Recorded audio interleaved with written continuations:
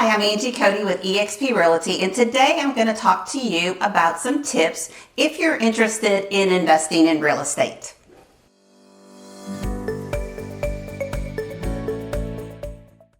As many of you know, interest rates are at an all-time low. Prices are continually to increase, and the rental market is huge and strong in the Knoxville area. I mean, we just cannot find enough rental homes. So that has brought out a lot of real estate investors. So the first thing I would like to mention to you, if you're interested in investing in real estate, is a lot of times investors want to stay in a certain part of town. I encourage you to broaden your horizons.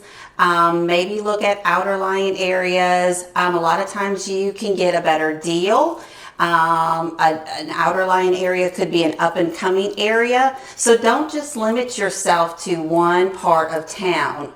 Make sure you broaden your horizons.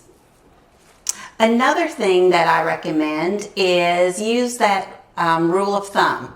You want to make sure that your monthly rental is about at least 1% of what your monthly rent is going to be. So say if your purchase price is $100,000, you want to make sure that you're going to be getting at least $1,000 a month in rent. So that's a good rule of thumb to keep in mind, that 1% rule. Another thing to consider is don't over rehab. Your house does not have to be Pinterest ready.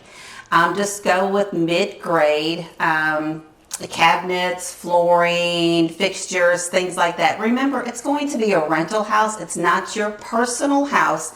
So just make sure you keep that in mind, because just use the middle grade items. I mean, that's just going to save you a lot of money. And keep in mind, it's just a rental house. It's not your personal house.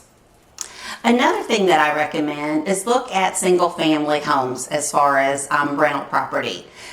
Single family homes, there's always going to be a huge demand for those properties. And so when there's a huge demand, you know you're always going to have a tenant in place.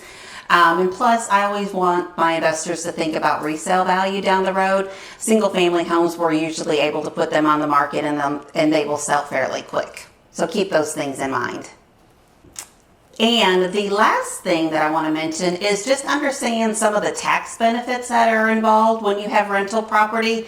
I'm not an expert in that field, so I always recommend just talk to your CPA, a financial planner, and just so you're aware of any tax benefits that you're able to have having those rental properties.